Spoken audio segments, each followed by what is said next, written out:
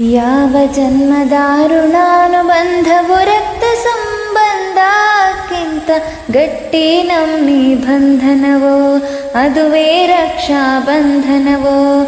ಯಾವ ಜನ್ಮದಾರುಣಾನುಬಂಧವು ರಕ್ತ ಸಂಬಂಧಕ್ಕಿಂತ ಗಟ್ಟಿ ನಮ್ಮಿ ಬಂಧನವೋ, ಅದುವೇ ರಕ್ಷಾ ಬಂಧನವೋ.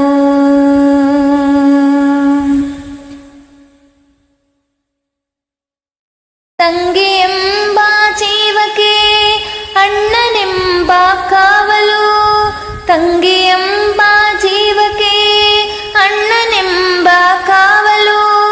ಸದಾ ಕಾಲ ರಕ್ಷಿಸೋ ಅಣ್ಣನೇ ಬೆಂಗಾವಲು, ಸದಾ ಕಾಲ ರಕ್ಷಿಸೋ ಅಣ್ಣನೇ ಬೆಂಗಾವಲು.